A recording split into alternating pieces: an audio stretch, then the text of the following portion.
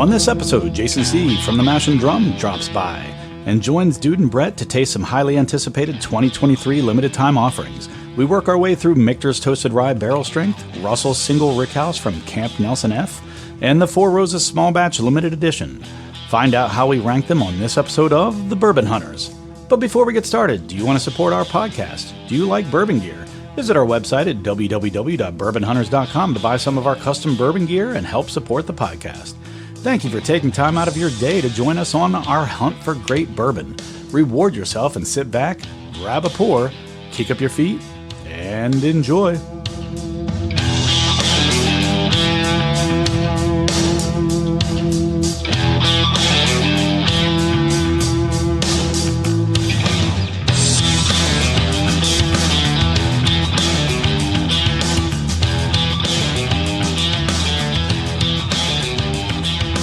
Welcome to another episode of the Bourbon Hunters. I'm Dude Poor. I'm joined by Brett Ryan. And Tyler's not here again. And instead, in his place, we have Jason C.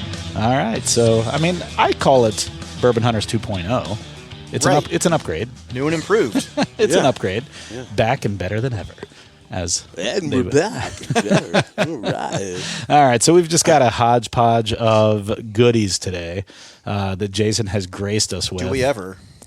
Yeah. So, do we want to announce them all up front so people know what they're in for? No, make them listen to the whole episode. Well, yeah, I think once they hear, they're going to listen to the whole episode. Let's just, you want to? Okay. It doesn't matter. Just know that they're all four hitters, and then we're going to do a comparison with an older hitter of one of those to compare. So yeah, I'm just trying to think what order to do these in. I think what we should do is probably do the two rye heavy ones first, and then go into the two the older bourbons, I should say. So let's start off with this one. Oh. I was excited about that one too. Yeah, I was excited that you didn't drop it. Yeah, well, you got cop it, so I do have cop it. That's a lot scary when I do that in my whiskey room. Right. Yeah, with the wood floors. I'm like, you better catch it. All right, so this is the brand new Four-Gate Kelvin 60.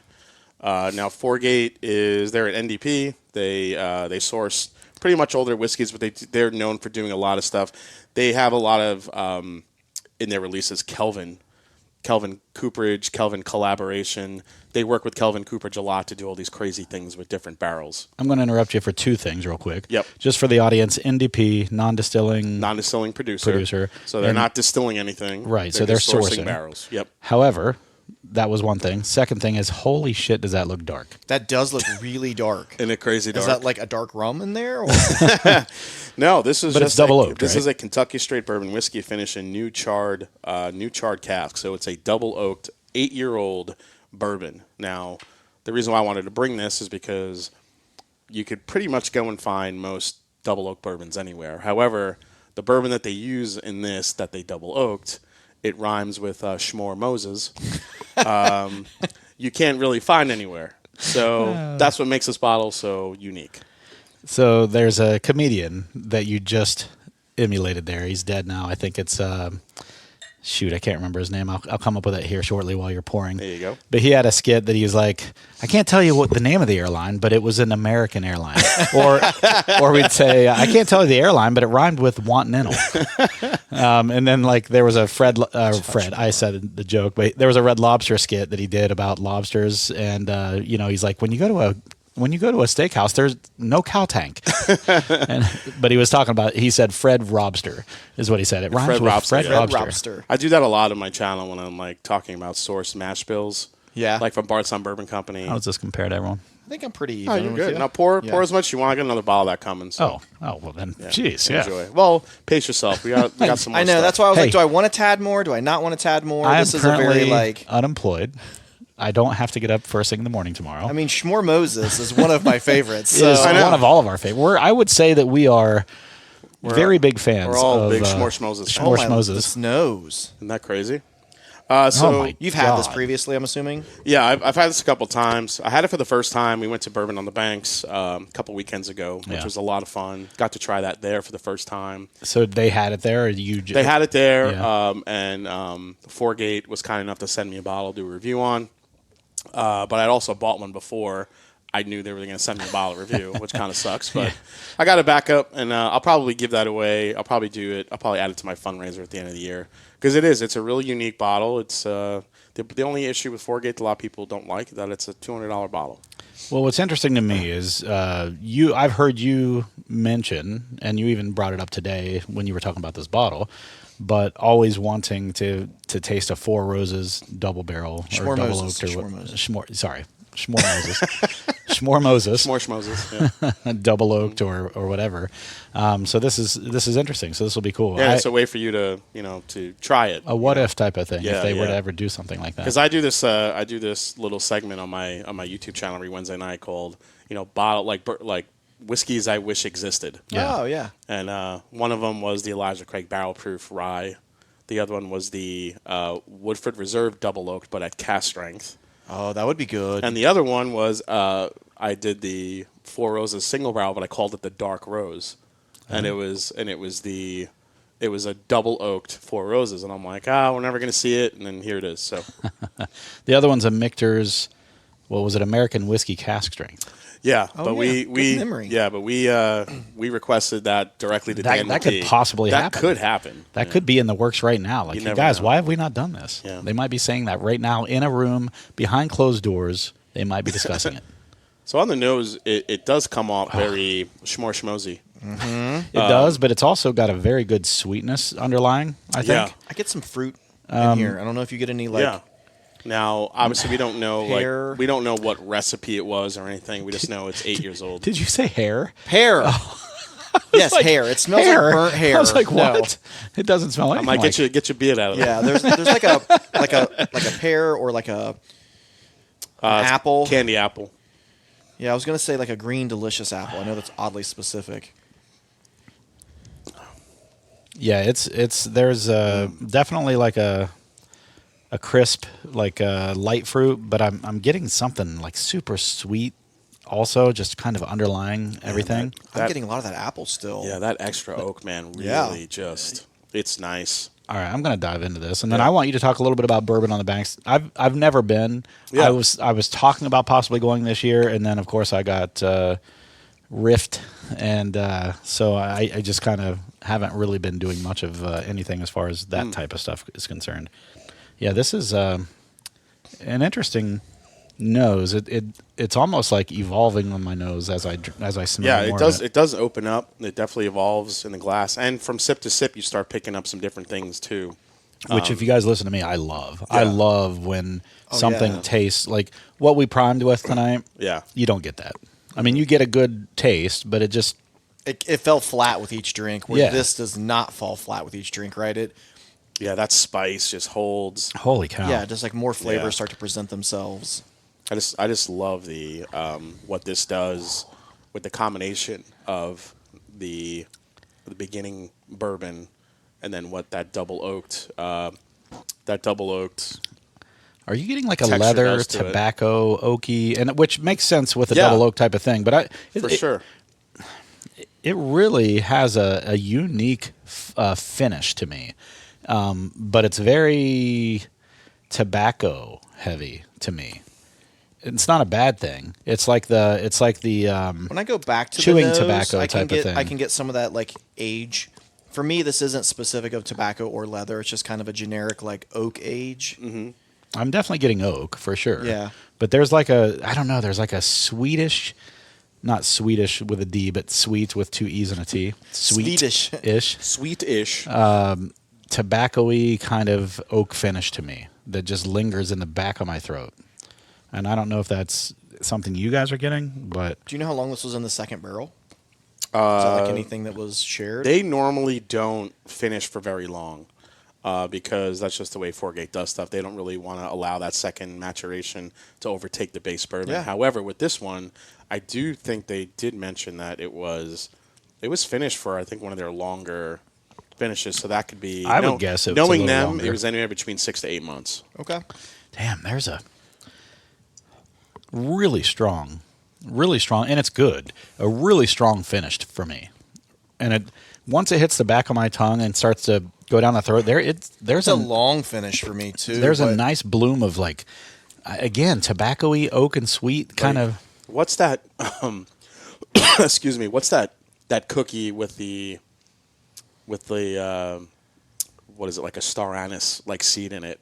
Like a little bit of like a licorice, almost like a black licorice type flavor. Maybe that's what I'm getting. Almost like I that don't black like licorice. and I don't get that, luckily. No, but see, that's the thing. I hate black licorice. I do too. I do too. But I'm talking about maybe it's like a fennel seed cookie type thing I'm thinking of. It's more of like a natural type flavor that I'm getting. And I do get that sometimes with Schmore Schmozes.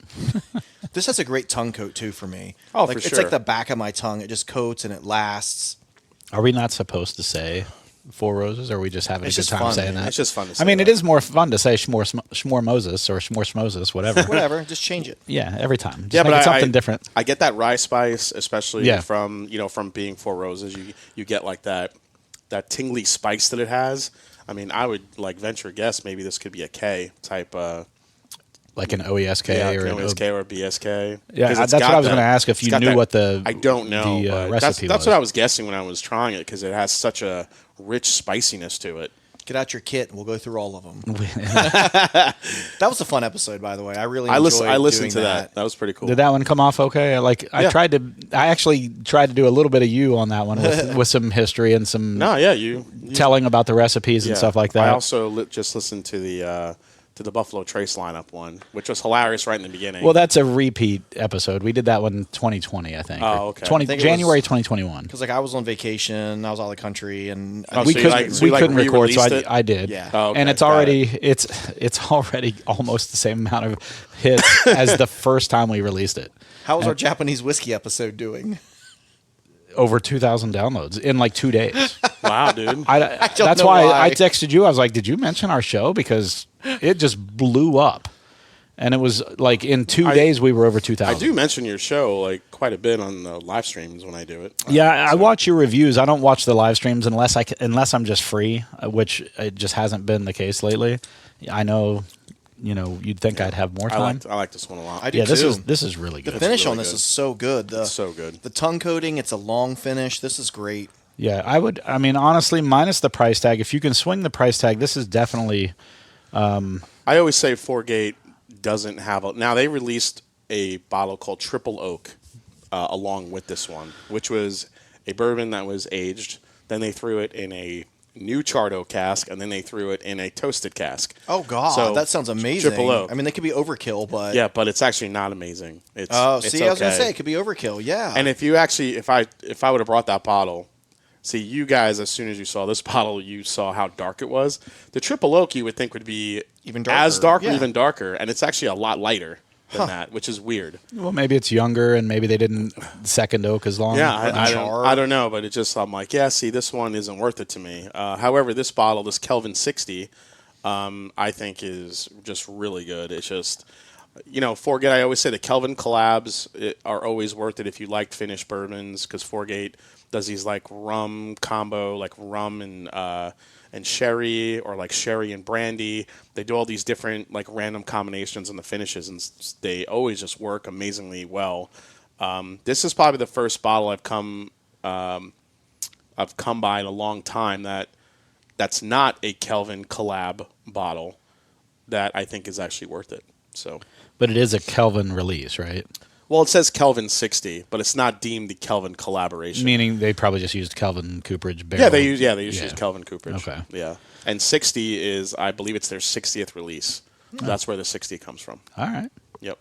So what do we want to do This is next? really good. And before we get to it, talk a little bit about Bourbon on the Banks. Yeah, this is my first year at Bourbon on the Banks. Bourbon on the Banks is done in Frankfort, Kentucky. And basically, Frankfort, right near Buffalo Trace. Frankfort, if you've never been, I know a lot of people just go there to probably mostly I go to worked there Buffalo for like Trace. 6 months for school. Did you really? Yeah, there's a hospital there, and Yeah. I'm drawing a blank on the name. It may So just be like you're saying Franklin. the capital of Kentucky has a hospital? They do. It's That's a small interesting. hospital. Yep. An interesting And, idea. Who would've thought? I worked at that hospital for 6 months doing clinicals when I was in school. Cool. And I probably drove past Buffalo Trace, God knows how many times, and Yeah. it would have been like 2002 or 2003. They probably didn't have a visitor center yet. Who knows? Or maybe I mean, they I didn't just- know. You probably would have had Pappy on the shelf. Probably. I drove past the airport and then the castle that's they there. weren't in charge of Pappy Yeah, they yet. weren't in charge of Pappy yet. Yeah. So, yeah. So like the castle that's there in Lexington. You know what I'm talking about? It's right by the Yeah. airport. I drove past that every day. that it's now an Airbnb, I think, It or a is. conference center or Yeah. something like that. Yeah. Yeah, it just sat empty. It was just apparently it was some rich guy that lost all his money on it. But Well, him and his wife went through a nasty bad divorce. yeah. I kind of Trina and I I'm were sorry. Trina and I were reading about that. No, 'cause we passed it. they have a cool little downtown area that they've kind of built up. I and- liked Frankfurt a lot. I did. Yeah, so basically, the whole event is there, and basically what they do is, I was so overwhelmed by how many distillers and how many brands were at this thing. I mean, you talk about tents and tents and tents. So they call it Bourbon on the Banks 'cause it's on the banks of the I guess it's the Kentucky River that runs through Frankfurt. And basically every like little tent is kind of along the way. You get a glass, you walk by, you can taste whatever you want. But there's also food vendors, there's food trucks, there's That just sounds like heaven. yeah, and it's Yeah. I mean it's got to be at least a mile of just Really? distillers on either side, and you could any distiller you could think of was there. Yeah. I mean, it's actually interesting because most of the smaller distillers that were there give you a lot of stuff to A lot try. of merch and stuff. Yeah. Like Old Forester and Jim Beam was there, but they didn't really have anything. Yeah. Which is interesting. Well, do they need to? They don't really need need to. to. Just Yeah. be there and support it. Yeah. But these other craft places probably want you to try their stuff and Oh, say, absolutely. hey. Yeah. And if they believe in themselves, they want you to taste their stuff and get the word out. Yeah, so, it's a good opportunity. So yeah, it was a really cool event. We had a great time, and I would highly recommend anyone going next year. If I'm stable next year, I will be there. Yep. Keeneland, that's the name I was trying to think of. Keeneland. I used to go to that racetrack all the time in Keeneland, and we actually did it as a fundraiser. So, like, I was in a fraternity, whatever, in college, and we would go to Keeneland, and that would be a fundraiser that we would do. We would work at Keeneland. So, do they have media passes and stuff? Because we hosted the president of that last year before it happened. Oh, I remember that. And So the main event Saturday. I think there's like a VIP tasting or something that happens Friday. right? But there's stuff happening all within that town that night. There's Yeah. a little street fair that happens, and then Saturday's the main event. And yeah, it's a really good time. I mean, I ran into a lot of people that I knew, and some people that knew me, and we were just talking. I got to talk to a couple of master distillers that were there. Did they know who you were too before? Yeah, some of them had seen my stuff, and Yeah. they were just like, "Oh yeah, well, contact us. Well, maybe we'll get you some sample kits out." Nice. I just wanted to get more samples. That was my goal. Really, that was your goal? Yeah, I wanted to. And that was kind of the thing for me too. I was thinking if just get in front of these people, maybe they'll, possibly say something. Were you there as a media person, or were you just there as like a fan? I was there thing? as a guest. Yeah. Okay. I Cool. walked through the Just like entire everyone else, thing. yeah. It was pretty cool. I mean, Peerless was there, and the other thing that was kind of cool, which I didn't know. Well, I guess you could do it in Kentucky, is they were selling bottles of stuff. So Oh, that's cool. There was like this area of like distillers. Just Peerless, or a whole bunch of places were? A bunch of places. Okay. It was like this like giant table, and there was like Peerless was there, and other. So there was a some- retail space, and Yeah.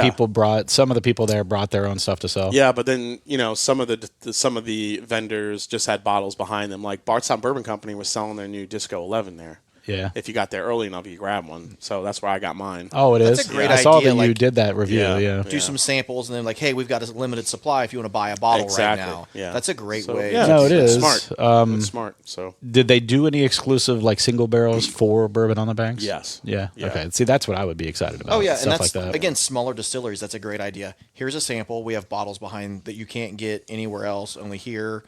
Something like that. Like you Shoot, said, like a smaller, Frankfurt smaller single distillers barrel. probably just want to sell you their regular stuff. Yeah, the true Frankfurt story. Bourbon Society had a barrel out, and they were just thieving right out of the that's barrel really and giving cool. people, which was amazing. Yeah, that's super cool. That's Yeah. pretty cool. Yeah. All right, so what do we have here? We've got Michter's 2023 toasted barrel strength, right? Or Yeah, toasted this- barrel right. finish, but it's barrel strength, right? Yeah, so the reason why I wanted to bring this one is because I think in the last few years, I've enjoyed, obviously, the toasted rye like a lot of people do, but I think this year is a little bit of an extra darkness and sweetness to it, and I'm just really digging it. You also enjoyed the Michter's 10-year this year, Yeah, right? that's what I'm saying. Like, Michter's is just killing it this year. So, And then you like the Shanks and the Bomburgers, too? I like the Shanks, yeah. I think I like the Bomburgers better. If I remember, or no, I like the Shanks better. I think. I enjoyed the Shank burger. Yeah, the shank Yes. burger. Shank No, burger I think I was- like the shank by itself better, if Yeah. I Yeah. remember. Well, your proportions were all off. You got to go back and read Yeah, that. I, probably. You had way too much bomb burgers and too much booger. little. Not enough shank. Yeah, so yeah, I actually just filmed the review for that today because everyone was telling me you got to review it because it's really good this year, and I compared it to a 2020 Michter's Toasted, and I mean the difference was really stark. Really? How much more rye forward the 2020 was, which is fine, versus this one, which almost goes to like a molassesy note. See, I'll enjoy that more. It looks, and sitting next to the one that I brought out, which is from 2017, it looks maybe a little darker. It looks darker. But it might just be there's more in the bottle too. I don't know. Yeah, maybe. Mine's only a third left. I did want to compare it because I really do enjoy the 2017 that I have. We've done it a couple times on the show, and I just wanted to compare it. So that's why I brought that out. So what can you tell us about Michter's Toasted Barrel Finish Rye? Is it So they take their own U- stuff? Yeah, they take their US 1 rye. Okay. And basically what they do is they have 24-month seasoned wood casks that they use that they do a heavy toast on, no char, and they finish it into those 24-month seasoned barrels. So they age it normal, and then they finish it in that toasted. Yeah, No yeah. char, just but toasted. But they're not sourcing toasted casks. That nose. I know. That I know, nose I've been almost sniffing tastes like a pancake syrup. Yeah, it's like liquid maple syrup Yeah, candy. yeah. But they use their proprietary toast and barrel, and that they just specifically designate for their toasted series. And for whatever reason, they said this rye this year just came out extra texture heavy and also extra flavorful. And I think they're right. Have you had a taste of this yet? I took it How's the the mouthfeel? teeniest sip. Because you're a texture, you love mouthfeel. Oh, texture, no, I when I do. hear texture, I think mouthfeel. It had a great tongue coating. You can tell it's a rye. You know what I mean? You can tell it's definitely a rye. Like there's nothing hidden in there.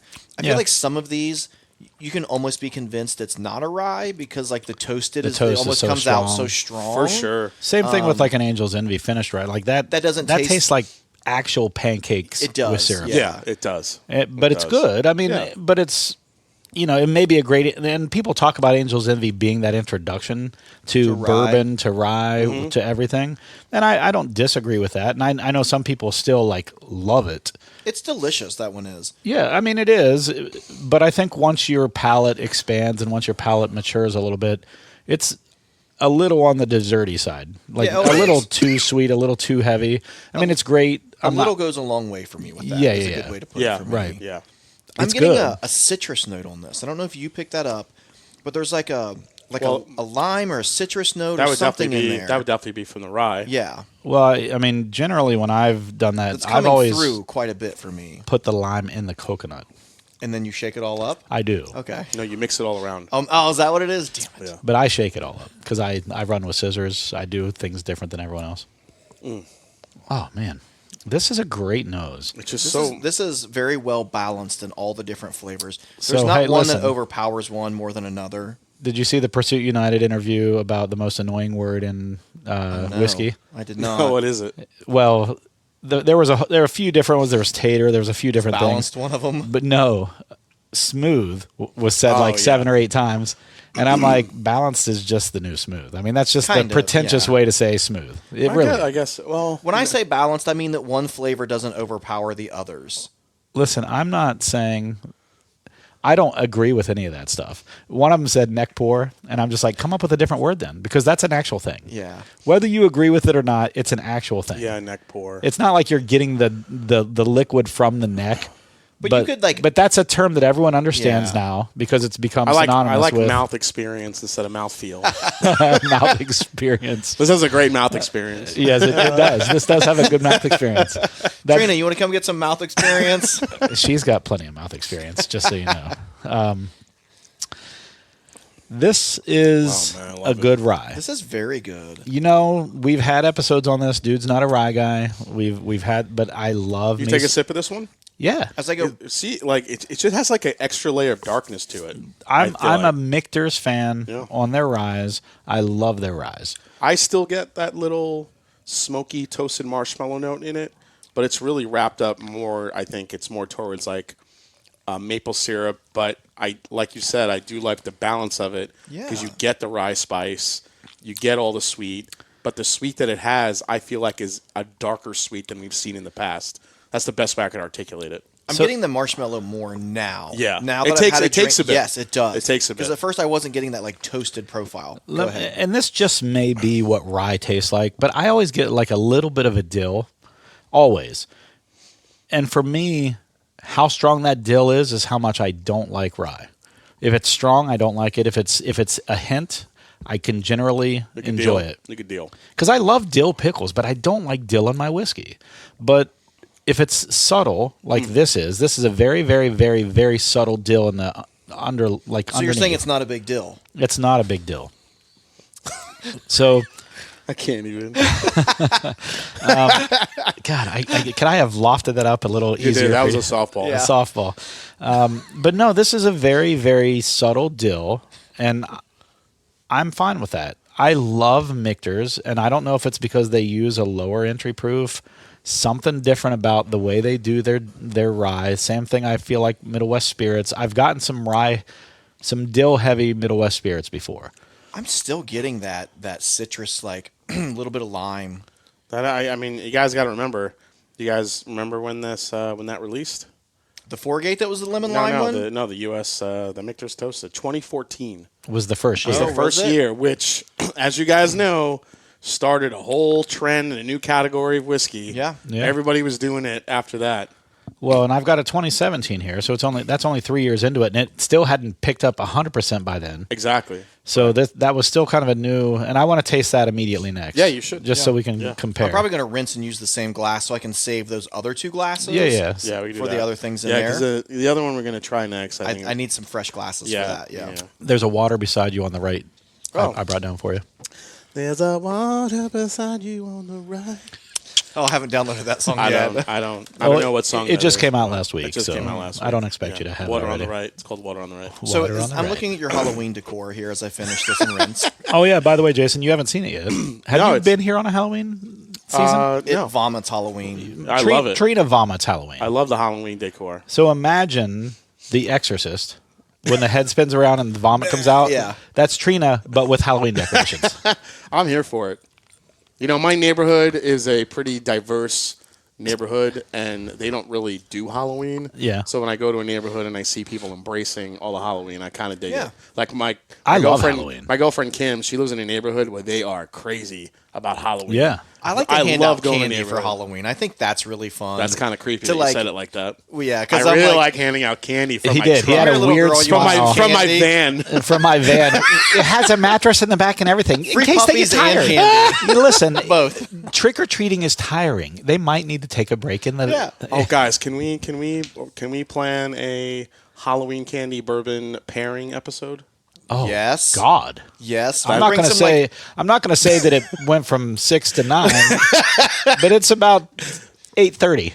Yeah. Right now. To get like one of those like assorted like fun size whatever things, right? Of like Snickers. You talking about Trina again? Well, I'm the fun size one. Oh, you're the fun size. Okay. Snickers and peanut butter cups, little mounds. I want something that pairs well with a Kit Kat. I love when he says like ERs, peanut butter. Yeah, that's what I mean. Like it becomes an AH. Let's get a little plethora of candies. Honestly, that's a great fucking idea. It is. It really is. Now, here's the other thing. I saw a meme the other day. I got it real serious there. I know you did. You're like, I saw a meme, guys. It was hilarious. It basically said, "Ooh, full size. I love the full size." And then the person handing out the candy says, "So does your mom." Yeah. It was great. Oh my god! I was like, "That's perfect." One of my favorite bourbon tastings I've ever done, and it was the first time I went on the bourbon trail. We had the chocolates. We went to Lux Row, yeah. And Lux Row did a whole thing where they paired all these different bourbons with chocolates. Mm-hmm. And I guess again, I was a pretty novice Green Hornet stuff at that point, and I was like, "Hold on." Got a little excited on that. Christ on a cracker. Yeah, that's a big cracker too. And I really, really enjoyed that, and. Whatever. That's fine. You're driving, I'm not. Yeah. Would it be interesting to do like, let's get a finished whiskey, we'll get a toasted whiskey, We'll get a cast strength. We'll get a because they did like a 100 proof. Let's just get a little array and see which we think goes better with what. I'll never forget. One of them was like a salted caramel chocolate, and I forget what they paired it with. I can't remember. Who assaulted it? Someone assaulted. Yeah. You said it was an assaulted. It was assaulted. It was an assaulted. I did it again. Have you guys been to Old Forester when they released those chocolate-covered marshmallows? Those are amazing. I brought some home. What are they called? We went Majukas? No, Mahicas? Some Mohicans. That's it. Moccasins. Last of the moccasins. It's shit. Madiscas.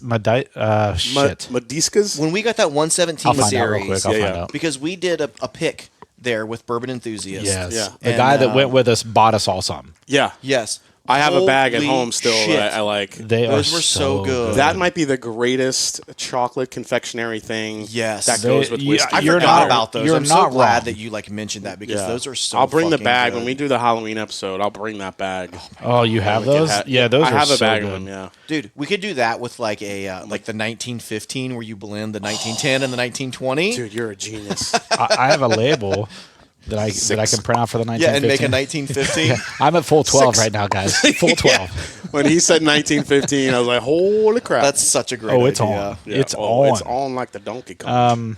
Yeah, so I poured out the 2017 that I have. Jason's about to join us on that venture. The nose on this one's really good. I'm telling you. Have you ever had Hirsch, by the way? Yeah. What do you think for a $35 bourbon? It's not bad. Okay. This one, this goes back to what I was saying on my review. The older or the other ones that I've had against that one, I feel like you get the smoky note on it. A little bit of like that toasted. Now, they don't do a barrel char. Majeskas or Maheskas. Didn't I say Majuskas? Yeah, I didn't know what the fuck you were saying. What? It's MODJESKAS. Can you order them online? I don't know, maybe. Well, I didn't know if you were on the website, if it gave an option. I just did a Isn't search. that from that gotcha. movie, the boxing movie with Baby Makushla? Majushka? Never mind. I said that's the like movie with, what's her name? $1 Million Baby? That's it. Makushla. Hillary Swank? Makushla. Yeah. Hillary Swank. One of the best office episodes of all time when they were doing the debate whether she's hot or not. That's actually a good debate because sometimes she is, sometimes she's not. Yeah, it's like that Seinfeld where it's like the girl with like depending on the lighting. Depending on the lighting.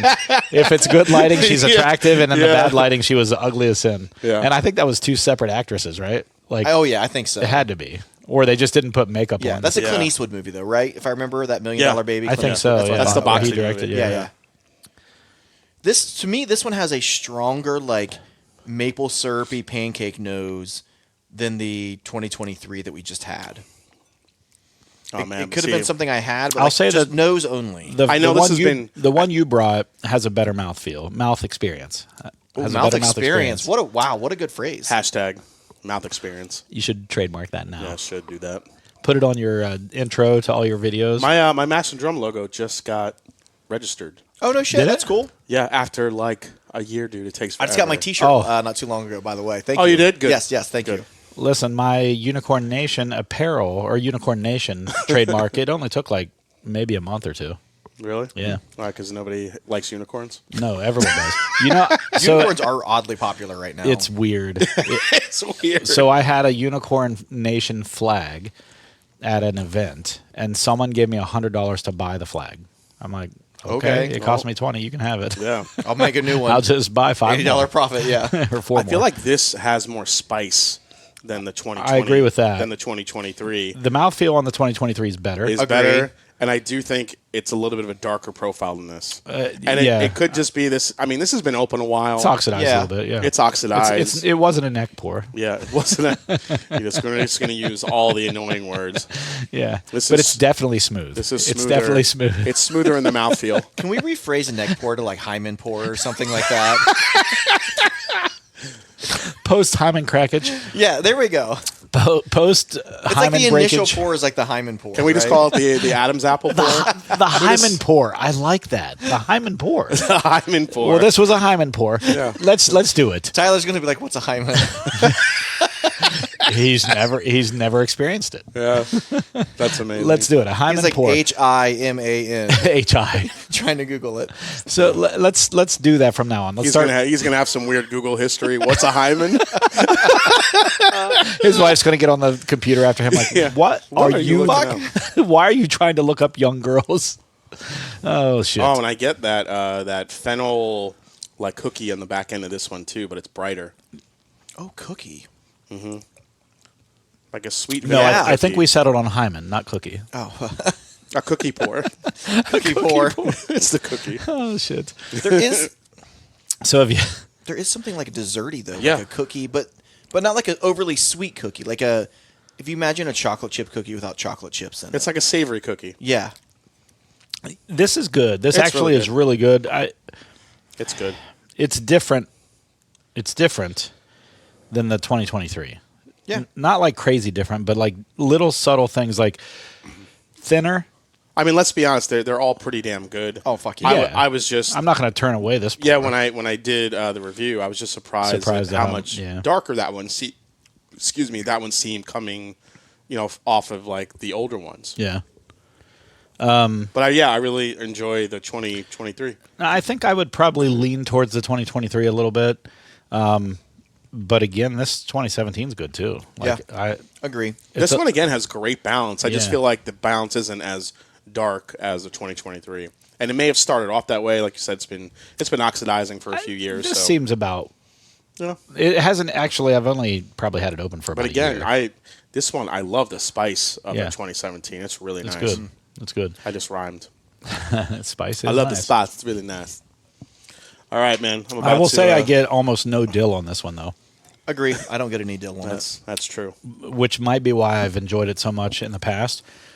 The 2023 was light dill, so I was still fine with it. Jeez, you were just tossing these around like I got a little bit of a I think Tom it Cruise for me just right now. I got a little Tom Cruise cocktail flashback there. Yeah.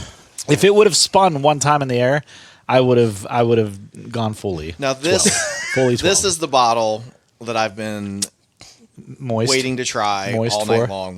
When you first told me we were trying it, I'm like, holy shit. This is one of my favorites. No one else can see what you're talking about. This means they're not gonna turn the podcast off, right? Audio it's the only. Anticipation of like, what is it? What could it be? Guys, I'm not kidding. If you should see this right now, you should see it. It's amazing. It's beautiful. It is actually beautiful. It's one of the best looking bottles I've ever seen. Oh, this is amazing. All right. Stay tuned. All right. Introduce. So what we have here, guys, is failure to communicate. What we got here is you turned it British. Where did that? That's what it sounds like in the beginning of the song on. Is it British? On whatchamacallit? He's not British, but he just kind of. He's just very very formal and like Queen's English without the accent. Yeah, there's a song on it's the Guns N' Roses album. Use Your Illusion. Use Your Illusion 1 or 2. I don't remember which one. Where actually the song starts with that speech. Mm-hmm. Yeah. No. I mean those albums are amazing. Yeah, I know. I still have them on freaking. I tell you what, man. Fuck yes. Knock It on Kevin's Door. That's a good one. Mm-hmm. Kevin's Door? Who's Kevin? It's a joke. We had a buddy in high school named Kevin. Instead of knocking on heaven's door, we would like knocking on Kevin's door. I had a friend named Dwayne, and Milli Vanilli, it was Blame It on Dwayne. So I had the whole high school singing, like, Blame It on Dwayne. That was what we sang. All right, guys. So what we've got here is Russell's Reserve Single Rickhouse, the 2023 limited release, Camp Nelson F. Yes. Now, imagine the Penguins, baby. That's what I'm doing right now. Yeah. Camp Nelson F is one of the more highly regarded Russell Reserve, or I should just say Wild Turkey warehouses. It sits low, closer to the river in Anderson County, over there where Wild Turkey sits.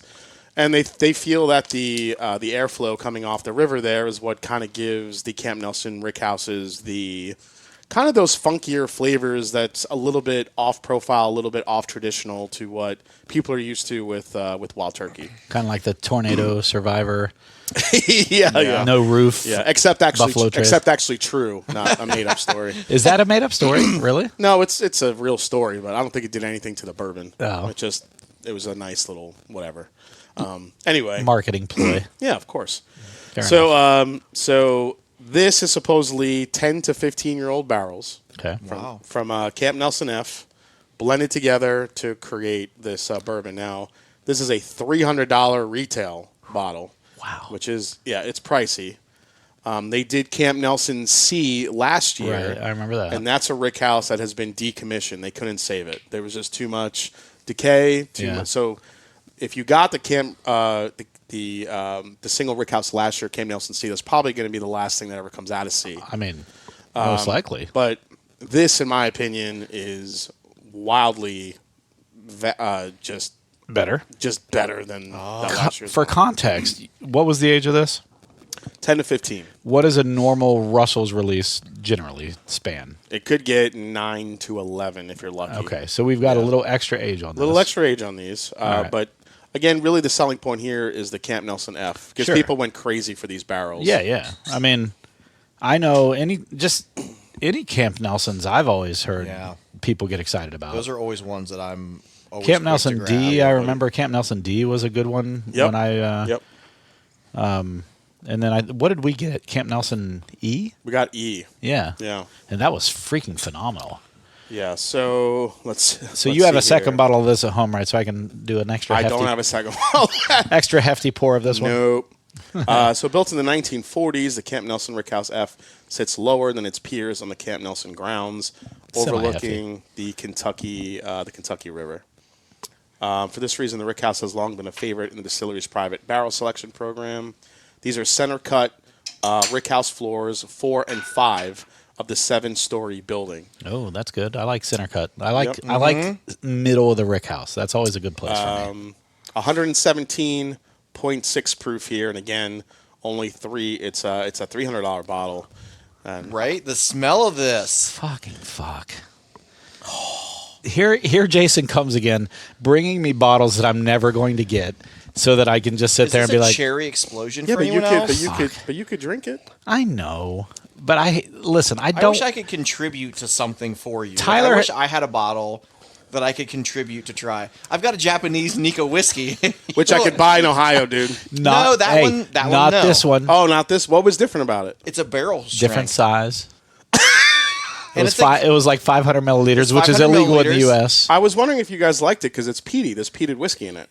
It actually wasn't over peaty. Okay. It was actually not bad. Good. I love the bottle because it looks like an old medicine bottle. It does. And does it still have the little silver screw? It did. Nice. It was did. super cool. And that's what I meant to have you send me a picture of it because I forgot to take a picture. I've been terrible at taking pictures of what we do. So back in 2018 when I started the Mash and Drum, that was one of the first bottles I ever reviewed. It was. Oh, really? It was pretty good. Cool? Because Nika from the Barrel at that time had just come to the United States, and I'm like, I'll try. I've never had Japanese. It was literally the first Japanese whiskey I'd ever tried. Yeah, it was good. Yeah. The peat on it was not a bad peat experience, and I even remember. You remember? I even said I thought I'd got a little peat from it, but it wasn't. I said the same. It wasn't overwhelming. It was just enough. It was good. This is cherry all day, like Luden's cough drop. Cherry, like medicinal. But cherry. I get cherries, and I get those honey. So I get dates, I get honey. Dates. I definitely get honey. Yeah, on the nose. Honey, cherry, raisins, and dates. Oh, raisins. Yeah, raisins. Ooh, raisins. That's a good one. Yeah. Yep. That's right. Like when you open up that box. Sun-Maid. Yes, I was getting ready to say that. When you open it up, that little burst of nostril assault. So when you guys try this, I'm going to ask you to do one thing. When you take a sip, don't swallow it right away. Keep it right in the front of your tongue. Yeah. And just feel the magic happen. Okay. I mean, I've never heard that in the back of an alley before. I'm just saying. I'm just saying. The mouth experience is wild. I am happy to say that we did share a hotel recently, and he did not ask me that same to thing. hold it in your mouth. He did not He's ask like, just that. swallow it. That's true. All right, I got to taste. He's not wrong. We both fell asleep quick. Yeah, just hold it there in the front of your tongue for a little bit, and just feel how it just goes crazy. I was like, stop talking. I've got a joke. I'm still sniffing. There are so many flavors in this. Holy crap. I can't even tell you. Number one, first and foremost, is tongue coating. This is one of the thickest tongue coatings. It's like you poured maple syrup in my mouth. A lot of mouth experience talk here from tonight. from like a viscosity standpoint. Just saying. It's not a maple syrup taste. Mouth experience. It's getting awkward. Hashtag mouth experience. But in the best way possible. Oh, my God. Dude, how good is this? This is good. This is all the right spice. I'm glad we started with the Michters first. Yeah, we had to. That's why I feel like I want to kind of start with the 4-gate because it's definitely rye heavy. But it was good. It was really good. There was a lot of tobacco and oak in that. This is now getting back into what I would consider my wheelhouse. This sweeter bourbon notes. And it is sweeter, but it's also not sweeter. Like there's a spice to it, and there's a richness to it. A richness. That's good. Complexity. Yeah, there's a complexity that I feel like I could sit with this bottle all night. Meaning tonight. Leave it here. I'll top it off with water in the morning. So this gives me flat cherry cola syrup vibes. So no fizz. No fizz, but just like he was talking about The how cherry thick all and day. rich it is. Yeah. Just take cherry cola syrup. What would cola? What kind of flavor would that be? I don't know. It kind of borders on molasses, but not as dark as molasses. There's a lot of cane sugar and stuff. Like a cooked down cane sugar. It's very sugary sweet. But I would agree with that. Mexican Flat, Coca-Cola as opposed where to it's US. actual sugar instead of cane sugar, not fructose. Not high fructose. But I do get that really dark. Corn syrup, whatever. I do get like that dark, like orange peel note in here. Let's like yeah, I was going to say like you took there was an a orange citrus, peel, but that's set it on fire a little bit. It's like a charred orange, like peel. a grilled or I did get some citrus. God, this is good. So you said citrus, which I'm going to derail for a quick second. We'll come back. Oh, finish in the citrus too. Yeah, like it's citrus a little bit on the front of the tongue. Sorry, Brett. And then it explodes to major citrus on the tongue, on the back of the tongue for me. Yeah, like on the finish. Whew. Yeah. Go ahead. Sorry. I was going to tell you about a place that I went to, not this past Sunday, but the previously, in the Italian Village, where you're, whatever, at home. What? There's a Italian Village, whatever, mozzarella. Margaretti. It was a decent attempt. I love how he just says a random cheese. Your home mozzarella. Mozzarella. Papa John's. Italian garlic butter sauce. Donatos. All right, go ahead, Brett. It's called the Daily Bar, and so I'd never been to the Daily Bar. They don't do food; they only do drinks. And they had this Sunday special. So your first drink's $1 off. Your second drink's $2 off. Okay. Regardless, so your third's $3 off. Fourth one's free. Anyway, they had a Buffalo Old Fashioned. Hey, a Buffalo Old Fashioned. Hey. That was my response to. Listen, I can't get any more erect. Hey, that's why there's a pillow on your lap to hide it. It is. Yeah. So I said the same thing. What's a Buffalo Old Fashioned? I'm like, is there I would buffalo assume sauce it's in an this? old fashioned made with buffalo trace. That's my guess. Or is it 100%. buffalo mozzarella? Yeah. So they milk the buffalo and then they churn. No, it's a old fashioned made with buffalo trace. And they call it a Buffalo Old Fashioned? Is it a male buffalo? Because that's not milking. Well, yeah, it's a buffalado. No. He was like, everyone gets so upset that we make old fashions with buffalo trace, and I was like, that's the point of buffalo trace. It's a great old fashioned. It's a mixer. It is a great old fashioned there. They even tell you at Buffalo Trace that Buffalo Trace is a mixer. Yeah, no, they do. I agree, and that's what I told him. But it was a great old fashioned. What made me think of it, you said the citrus note. They put like this big like orange rind in there, and it blends well with that. Yeah. Listen. Best old fashioned you're ever going to drink. Guess what I'm going to say? Your kitchen. No, I don't know. No. Well, I mean, I've actually. I know where he's going to say. No, you Pearl. don't. No, it's not the Pearl. Nope. No, that's Is it High Bank? Because High Bank makes it damn good. Not they make a good It's at a distillery. Smoked old fashioned. It's at a distillery. It's not Castle and Key, is it? Nope. Maker's Mark. I just said Maker's Mark. Oh, but was that the? They put in an orange. Is that like the orange marmalade one? Orange marmalade, old fashioned. Yeah. They put cinnamon on the actual cinnamon on it, like not cinnamon shit, fakey shit that you don't. Yeah, like. I don't like that. But they basically dip both sides of the orange in the cinnamon, put it in just on top of the old fashioned cube, after they've already put the old fashioned into the glass. Oh man! And then as it just slowly kind of adds some cinnamon flavor to the old fashioned as you drink it, and it's so good. I love cinnamon in my old fashioned. It is that one good. At the Daily Bar is really good. It really, really is. If you're in the Italian Village, I'm gonna have to go there soon. You should go, especially and get one. because how much is your third drink? $3 off. And how much is your fourth drink? Free. There we are. There we are. So $1, $2, $3. and then free, which is cool. Well, that's not bad. You could do 4 drinks. You know what I mean? Yeah, and then drive home, operate heavy machinery. Well, we all don't drive a Tesla that can drive us home. I don't have the FSD. I don't know. Oh, FS? I don't know. I don't know if that's the acronym. Are you guys getting that honey we were getting in the beginning? Are you getting it on the finish too? I'm getting the honey. I am getting honey now. Go back to the nose. But I think some of that is a blend of honey on the nose now. Because honey's very thick and viscous, right? If you could imagine like eating a spoonful of honey, it's not obviously as that viscous, but it has that thickness to it. Yeah, I get what you're saying. Oh man, this is just so good. This is so delicious. Good. So here's the real question. Being that there are so many good Russell's picks nowadays that you can get for about $80, that's the problem. Would you want to pay? Would you want to pay $300? I wouldn't. Listen. I don't know. I'm again cutting you off, Brett. No, you're okay. I don't know that I would. Sorry. It came out kind of like lumbled. I don't know that. This is excellent. This is probably top tier of all the Russell's picks I've ever had, but I've had Russell's picks that are close to as good as this. Close to it, exactly. So for $80, $79. That was my point last year with Cam Nelson C. I'm like, this is not worth it. You can get a pick probably better than this. This one, however, but it might take you 3 picks to get to that pick that's as good as that, and then you're spending the same amount of money. No, the Cam Nelson C from last year. I think you can. I think I have picks. I think the K that we did is better than that. You know what I was saying. I know, but however, this one, I feel like you're going to need to really try some to find Russell's picks or something close to that. Yeah. So this reminds me of we did a tasting. Tyler won a Russell's 13 in a Raz. Oh yeah. And I forget what the retail might have been 300 on it. 250, 300. I can't remember. I don't think retail's 300 on maybe 13. The secondary. It was the first year they did the Russell's 13, so there was a higher secondary price on it, and so we did it compared to a bunch of picks. And there was a Warehouse K, which Warehouse K is always my absolute favorite from Bourbon Enthusiast. That you actually like better. And Tyler did too. Yeah. And there were two. I think he was a little upset about that. He was just like, he was like, I like the K better.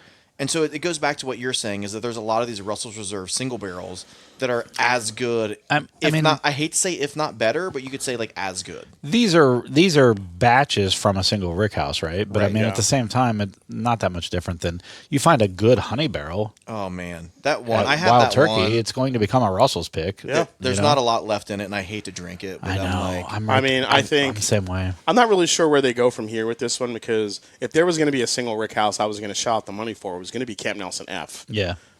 I mean, if you kind of give me some other Rickhouses, unless the next one is just some crazy like honey, a Tyrone K, right? Like a crazy honey barrel out of a. I don't know. Yeah, because there's just too many. We got a Tyrone K, right? When we went there, we got a Tyrone K. There's just too many good Russell's picks out there. Yeah, I feel there are that people are going to want to spend the money on that. You know what that tells me? That they're putting out good product. They are. Yeah, absolutely. Because you've got picks that are as good as their LTEs, or LTOs, sorry. I mean, I think it's an absolutely fantastic. This is good. I will say that, it's excellent. I will say this: if you choose to spend the money in this, you won't be disappointed. No, that's for sure. It's not going to be a slap in the face after you spend whatever the 300. Yeah, it's not going to be a slap in the face. This is easily one of the better Russells I've ever had. Yep. But again, like you said, you might luck out and get an amazing Russells that was $80. This is one of those things where like blinds, like.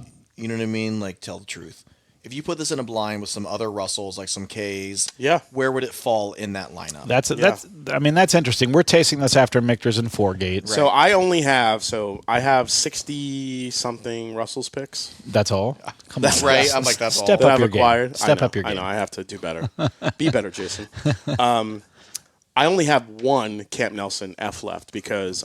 You drink through them. I got those a while back. Yeah. And they weren't really releasing anymore. And I only really have one left. And it's about, I don't know, maybe about a quarter of it is gone. So 3/4 of the way full. Yeah. And I compared it to that. And there were some similarities, but that one was far richer than the one I had. When you say that one, you're meaning the Single Rickhouse here. The Single Rickhouse. The Single Rickhouse was far richer People than the couldn't one see I had. you pointing to the People bottle. can't see me point. So I just wanted to clarify. So yeah, Brett, he's yelling at me too about I wanted to look at thinking we're on TV. Yeah, I know. I just bought a Camp Nelson. Tyler just picked me up a Camp Nelson, and I wanted to see where it's going to be. Is B, right? I just got a Camp Nelson E. I've had E's good. I've had an E before. Yeah. I've had a D. I've had so it said you had the D. I did, and I enjoyed it. It had a great mouth experience. It was a C and D, and I didn't know what the hell that meant. This was early on in my bourbon enthusiast, very early in. Did it still have C and F in the front? It said C and D. Okay, good. So Camp Nelson D, but I didn't know what C and D meant. I'm like, what the hell does this mean? Yep. And so then I found out there was Camp Nelson and then Rickhouse D. Like I didn't know that, but it's gone now. It's way gone, but it was one of my favorite Russell's picks I've ever had. The Camp Nelsons are really good, but I do like this series. I do like the Single Rickhouse. I hate the price point of it. Sure. As most people would, but I think this bottle, for as good as it is, I think this bottle is the true example of Campari has figured out what it has with Wild Turkey, and we could put out a whole mess of special releases at a high price, and people are going to buy it. The next time you're coming on our show, give me a heads up, and I want to bring that Warehouse K that I have. That's like my favorite bottle ever. It really, really is. Okay. Because you always bring so much great stuff, and I hate that I don't contribute as much. So I'm serious, and so I want to be able to like share one of my absolute favorite bottles, and I think that you're going to go nutso over this. Yeah, bottle. I mean, I love Warehouse K. It's a bourbon enthusiast. What? No, go ahead, finish. Oh no, it's a bourbon enthusiast pick, right? But it's I do this to let you know that I want to talk when you're done talking. Oh, okay. You just put your finger. Yes. Okay. I mean, honestly, I just realized that you did a switcheroo on us. What? Forgate for the Wild Turkey Generations. So the Wild Turkey Generations we couldn't talk about yet because I don't have enough information because they haven't really done a press release on it. Oh, is it not technically out yet? Yeah, this is something that happens with Campari recently that they're going to put up. That happened with this. When I say this, I mean the Single Rickhouse that we're tasting. It hit markets before they actually announced it because I think there's something with the distribution and there's something with Campari. It goes out to states before they actually do the press release. That's odd. Yeah, so I was able to get this. So they haven't done the press release yet of the Wild Turkey Generations? No, but it's out. I mean, I got it from a buddy in North Carolina. It hit North Carolina before anywhere. That's crazy. He grabbed it for me. What's that costing? That is a $450 bottle. Because North Carolina is actually an ABC control state. Yeah. So technically $450 really retail. Yeah, Have you tasted it? Yeah. It wasn't worth $450. I'm guessing. For those of you not able to see Jason's face, there was a little bit of a hesitation. There was some disappointment. In the face. So here's the thing. So real quick, if it was $100, would you have been disappointed? No. But $450 is just too much. It's tough for me to judge it right now. I had the Hyman pour, and yes. It's evolving. Yeah, dude is just he lost it right now. I am excited. Yeah, I had the Hyman pour, and fortunately, it wasn't. It drank hot. So, if you guys don't know the stats of it, basically, Campari approached the Russells. They said, "Have Jimmy pick his favorite age and whatever bourbon. Bruce and Eddie do the same." Right. So they took their favorite components, and I do believe it was like a 9-year from Jimmy, a 12-year from Eddie, and I think a 15-year-old from Bruce. And then they made a blend that actually tasted good. So they blended those, and that's why it's called Generations. Yeah. It's in a Master's Keep style bottle, but you don't get the box. It's just the bottle. I actually have a picture of it here. I could show you guys. I love the idea of that, but that doesn't mean it's going to make something good. Yeah, so that's what the bottle looks like. Is it not a Master's Keep? Is it not a Master's Keep release? Bottle. It's a Master's Keep bottle, but it's not a Master's Keep release. No, it just says Wild Turkey Generations, and you have Jimmy's, Eddie's, and Bruce's signature on the front of the bottle, and then on the back of the bottle, you printed, not actually signed. Printed. Yeah, okay. And then on the back of the bottle, you have 3 feathers. That's for the Wild Turkey. Cool, yeah, I like that idea. It's one per generation. It's a great idea. It's a really nice homage to the 3. Just an expensive price point. It's a super expensive price point. That's like you're talking now. What's the rye release? Hog. Oh, Boss Hog. Boss Hog. Yeah, that's their price point. And that's the thing. I feel like Campari has okay, we have these 3 guys. They're legends. People love them. If it's going to be a all 3 of them going to be around, I get sure, there's that. But if it's going to be a one-time only release, I could see maybe because that's a very, very, very VVV LTO. I get it, but at the same time, so yeah, the Hyman pour I had wasn't impressive. God, he's using it. This is great. It just wasn't impressive. Like I drank it for the first time last week on my live stream. I kind of did a surprise bottle. I had Dominic G on, who owns the Warehouse H website. He just wrote a book all about Blanton's. Yeah. So he came on the channel. He brought over a bottle of Blanton's worth $6,000 that we got to try. What? Yeah, it's crazy. It was actually really good. I'll say, how good did you enjoy it? He opened it and he was like literally shaking as he was opening it. The thing was like the bottle came to him and it leaked in transit. So it didn't have a full fill level, and he's like, well, we might as well just open it now. I'm like, are you serious? He's like, yeah. He's like, all right, open it up. His hand. You see his hand, like, what was it that made it 6,000? Like, so it was a what is it called? The Le Maison. The Maison du Whiskey. Yeah. One of the French picks, but this wasn't a regular release. The entire label was all handwritten. Oh, that's cool. And it was handwritten. Completely handwritten, and it was like, I think he said there was only. It was a very, very limited amount of barrels, like bottles that came out of this barrel. 150 or 170 or something like that. It's just such a super limited bottling, and he got his hands on it. And how long ago was the release? It was a while ago. So it might be kind of like when we were in the whiskey vault. It might be there's only 50 left in existence now. Yeah. Wow. Potentially. Yeah, and it had high age. The thing that amazed me is that they did proof it down to about, I think it was 90-something proof, but the flavor this thing had was incredible. Oh, I bet. I kept 2 samples of it. He let me keep 2 samples. Wow. Nice. I might have to bring that next time so you guys can get a taste of that. Up to you. So an eyedropper. Yeah. So anyway, this is a $1,000 pour. Right.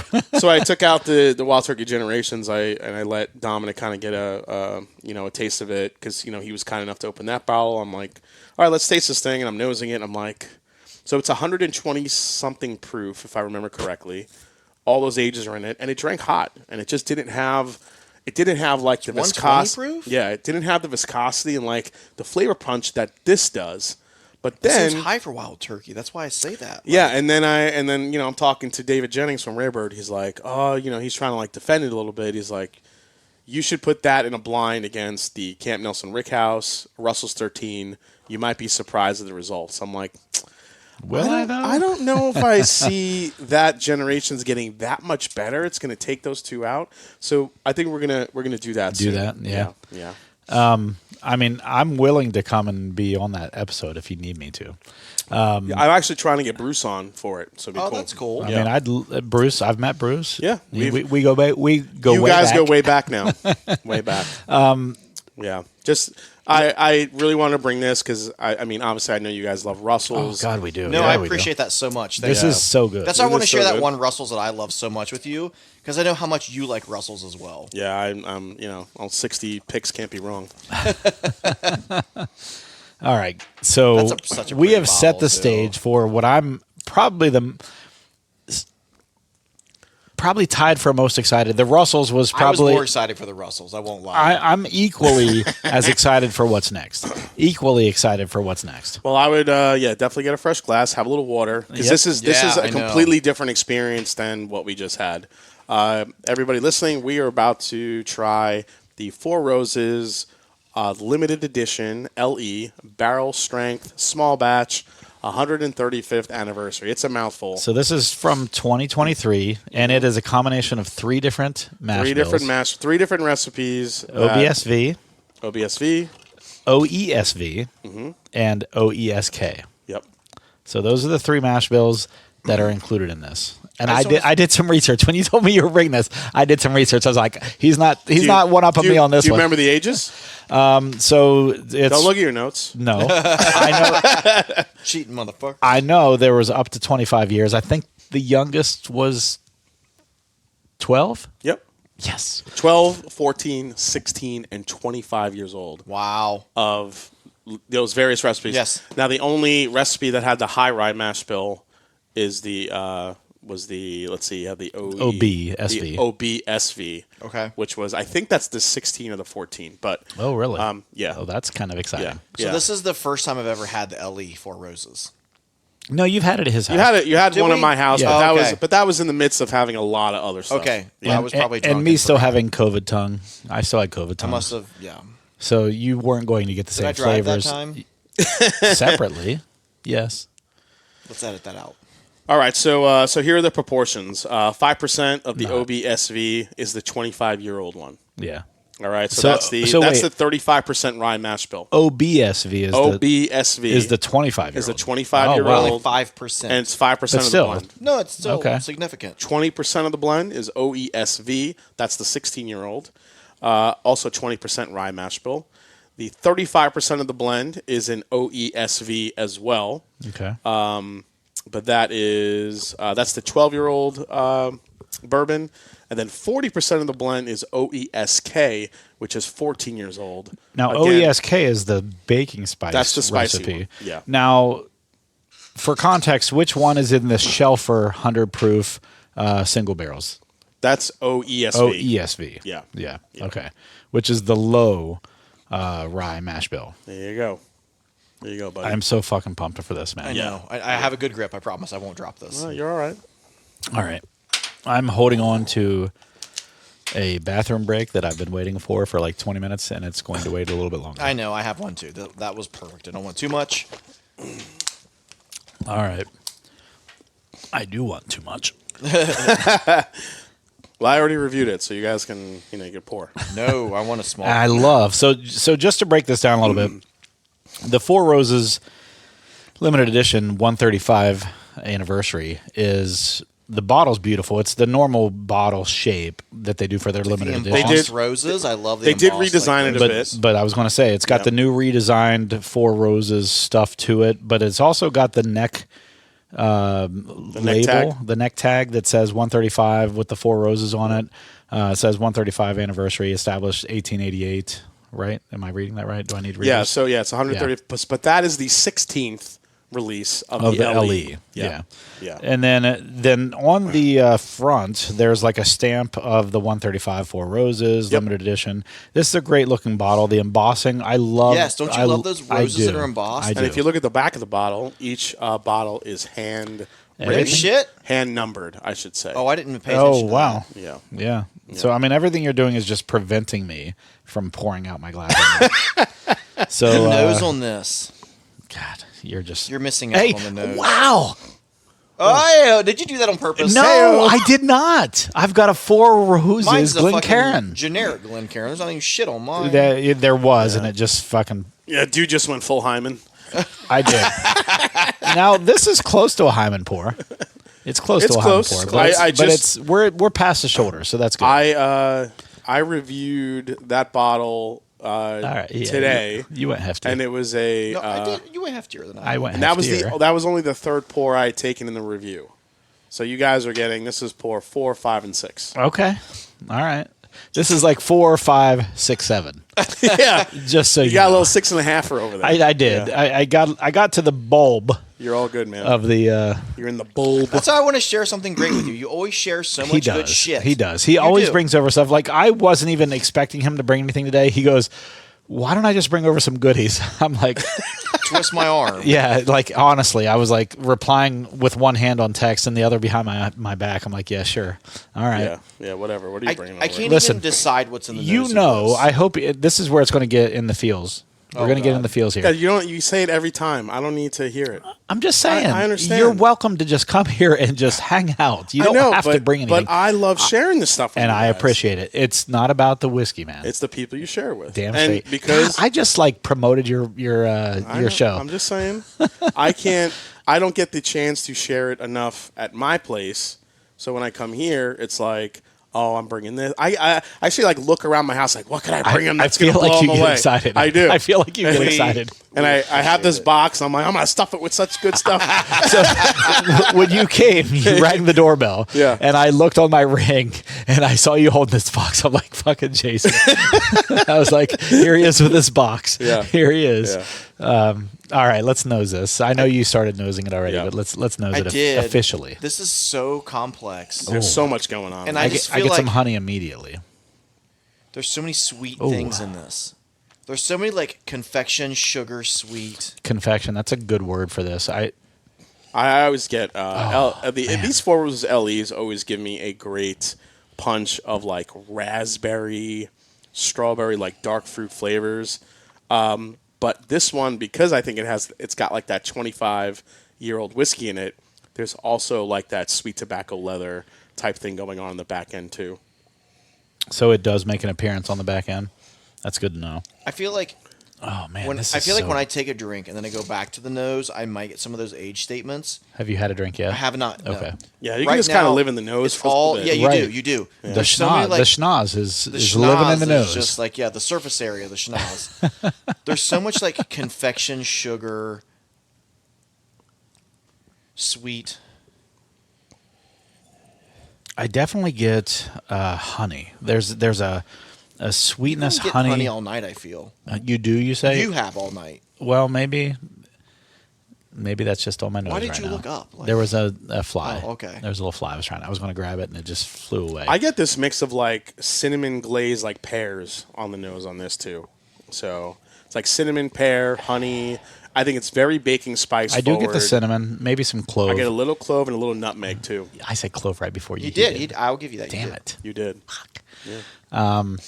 I love the nose on this. Yeah. The nose is. I almost don't want to drink it because the nose is so good. I'm just like, it all night. yes. Just I'm going to put it beside my bed and wake up throughout the night. It's not a candle. Drink it. Fair enough. Have you seen that meme that's like, Mia. it's like my love is like a candle. If you forget about me, I'll burn your fucking house down. Oh my love is like a God, candle. that is great. Have you ever seen that? Yeah. That is great. Yeah, if you forget about me. That is so good. That's awesome. That's funny. I've never heard that. That's good. I just did a little Ace Ventura, by the way, if anyone noticed. I did the asshole Mia. Oh, sodomia. Asshole mia. Oh, sodomia. Oh, sodomia. I love that. Man. The original Ace Ventura was so good. This is so rich. All right, here I go. It is. It takes a while to kind of There's figure so much out. happening. Yeah, There's so much on. happening. Oh, fuck me. I get honey. What am I thinking? I get honey on the. Oh God, that finish. Yep. Vanilla for days. This is a vanilla bomb. The only knock I gave this is that I think with those ultra aged whiskeys, I feel like the finish tobacco is a tad bit drying because you get little the tobacco tannic. and the leather, a little tannic. But I feel like there's enough like That's dark okay, fruit though. flavors and everything that balance it Yeah, out. yeah. Where I'm okay with it. Right. I get what you're saying. There is a little tannic finish to this, but it's not so much that like. Who was it? Was it Mr. Poor?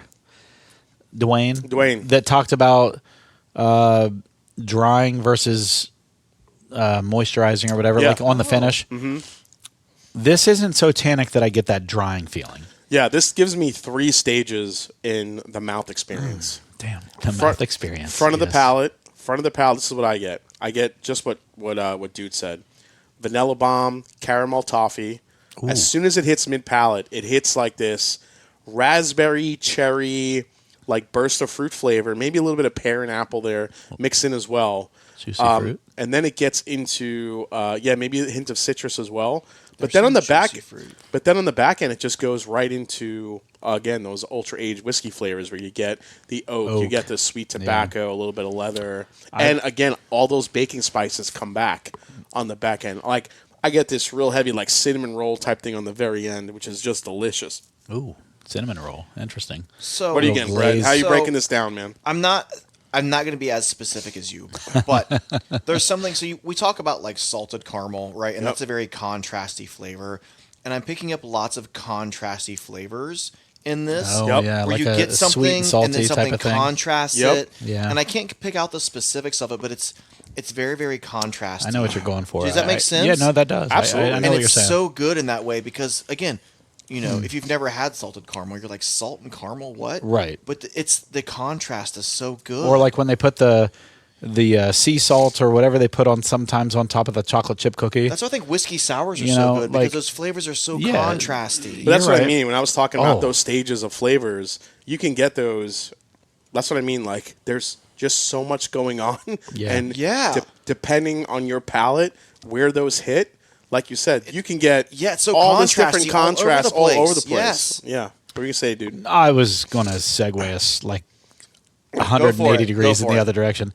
So Cap City does this cocktail called Bourbon and Water, where they do a squeezed half lemon, bourbon, and grapefruit. I think it's grapefruit juice or something like that. It is outstanding. More to your point of like contrasting flavors. Yeah. So the it's almost like the lemon and the grapefruit like oppose the sweetness of the bourbon. Like and it's similar to a whiskey sour, but like I went there the other day. My wife's daughter, my daughter-in-law works there. Oh, she's a bartender, so we go there some nights. And they made us a couple of those bourbon and waters, and they go down so easily, kind of like my wife. And no, they go down so easily, all jokes aside. They go down so easily that like I was 2 in and like 10 minutes, I was like, shit, I got to switch to water now. Because they're just so good, you just drink them up. And it's more back to that like contrasting flavor thing, like the sea salt on top of a chocolate chip cookie, or like you said, salted caramel, something like that. There's something about that just makes things. Yeah, they almost like even each other out type of thing, or complement each other. Sweet and that's savory. Sweet and savory. Yeah, that's a good. Yeah, like chicken and waffles, like fried chicken and waffles. Yes, I love chicken and waffles. Me too. I love it. The Pearl has a good chicken and waffles, by the way. I know. I think I always get that when I go. See, I always get the pub burger. My mom's so funny; she doesn't understand it. She's like, "Why would you have a chicken with a waffle? I don't understand." There it is. There it is. There's the voice. I've been waiting for it all episode. I don't understand why anyone would have a waffle with their chicken. What about Henry McKenna at Justin's House of Bourbon? I can't believe that this is $400. What the fuck? I can get it for $70. I can get this for $50 in New York City. I'm in Kentucky. This should be freaking free.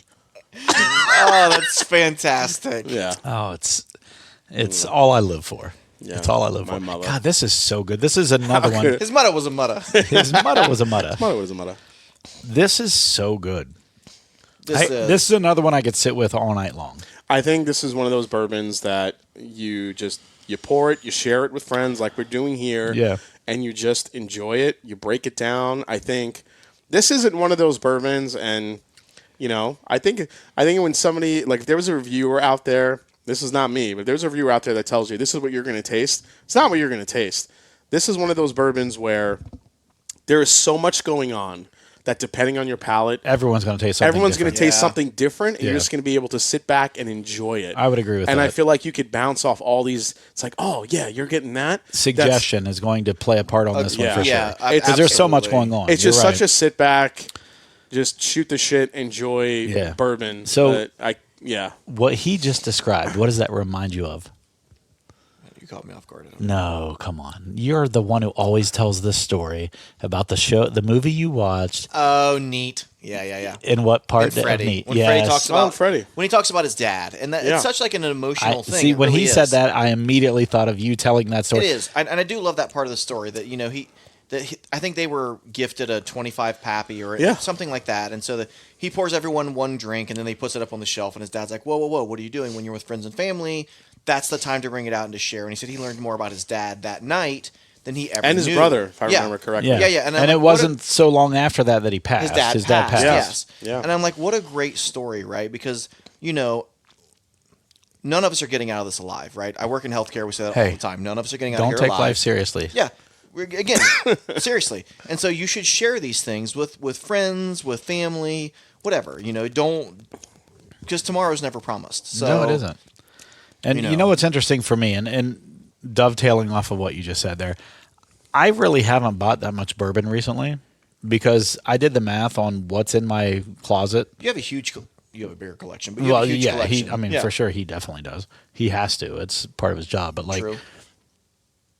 I did the math, and I'm just like, and this was 6 months to a year ago, and I was just like, I'm not getting through all this in my lifetime. I'm not getting through all this unless I share it, which I do. Like, I have you guys come over and stuff, but like then he comes over and brings his stuff. So we didn't touch any of my stuff tonight.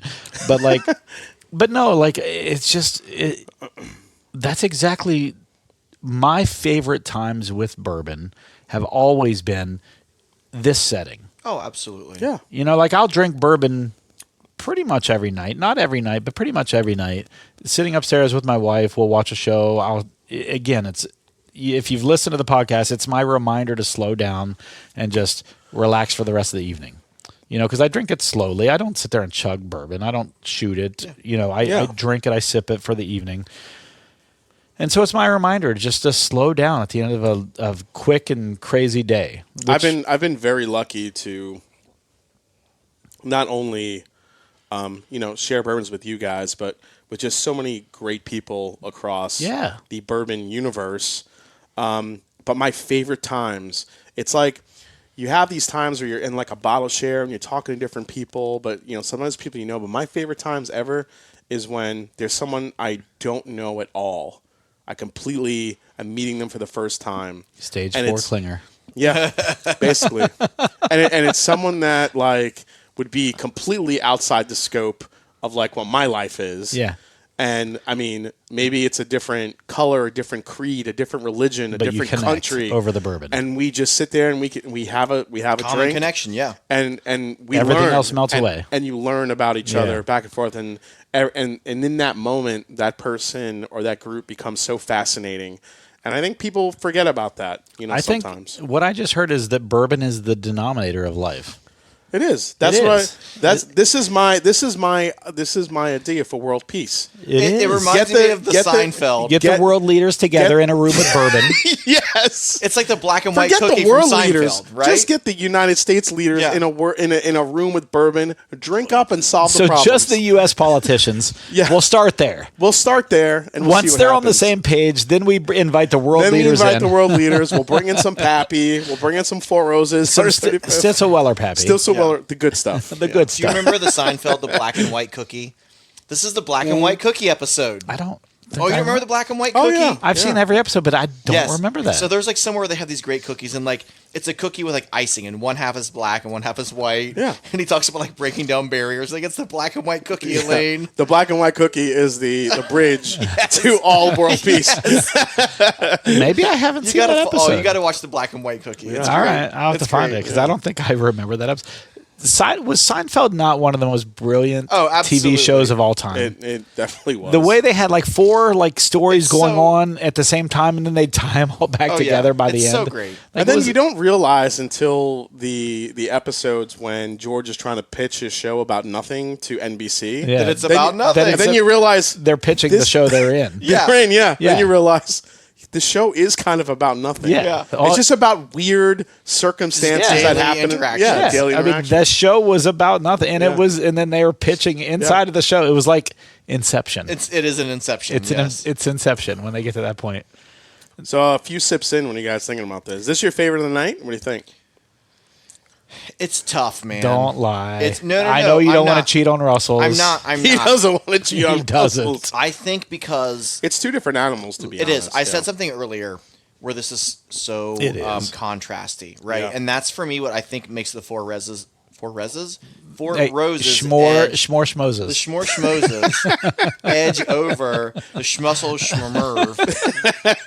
Wow, you took it one step further. I know. Good, I like it. I like it. Yeah, I think Russell's Reserve has a very straightforward drive along the highway, big bumps, big while flavors. You're drinking the Russell's Reserve, drive along the highway. Yeah. But I mean, like a straightforward like flavor profile that's big and bold and delicious. It is. Whereas the Four Roses, you're on that highway, but there's a lot of different ways. There's a lot of turns you could take. It's so contrasty that I love it. He said get off. Did you hear that? He said you can get off. You can get off. I don't know. I didn't hear him talk about picking up a hooker. Yeah. I didn't hear it. You don't have to do that. Well, he said get off. Yeah, it's going to get off there. I might edit that out. That was a bad joke. Anyway, all right. So let's. I'll leave it in for that part. I got to right pee there. soon, just so you know. I am. My teeth are floating. Yeah, my eyes are floating. Yeah. All right. That's more than teeth. Yeah. Have you ever heard that? That's a. I've never heard. I've always heard teeth are floating. We say that in the medical. We're like, their eyes are floating. It means you really got to pee. Okay, that's more so than teeth. All right. Yeah. We're an hour and 20 minutes into this episode. I don't want to go. Fantastic episode. No, thank you. This was outstanding. I will cling to my Michter's 2017 that I. It's really good. No, that the one out of It's 5. really fantastic, dude. It was great. I love it. I don't fucking have one. No. I'm just saying that Screw the Four Roses 135th. Your 2017 Michters. I'm what going I back. meant, Out freaking standing. what I meant by that I'm going back to the early is that times I bottled and provided bond, for the episode. I was part of the population of whiskey that was provided for the episode. That's all I was saying. He brings 5 or 4 ballers. We have 5 drinks. I provided the one at the bottom. The early times bottled and bond was fantastic. That was our primer. That was our primer. And Jason still hasn't even finished his. It's still sitting over there. Because he's going to finish. Because I wanted to pour the The schmorschmoses. The schmorschmoses. And with that. All right, guys. So thanks for joining in this week. As always, leave us a 5-star review or nothing. Don't even review us if you're not leaving us a 5-star review.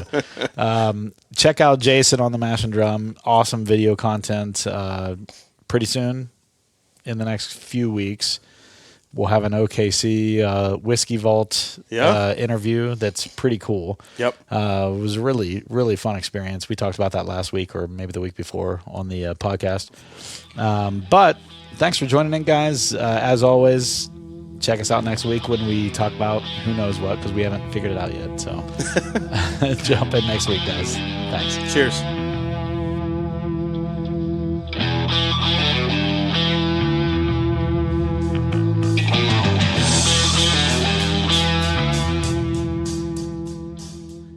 Thank you for joining us on yet another hunt for great bourbon. Please give us a 5-star review anywhere you are listening. But if you can't, leave some constructive criticism in the review so that we can get better at improving our show. Good reviews help us bring better guests on for your listening pleasure, not mine. But until then, sit back, grab a pour, kick up your feet, and enjoy some bourbon.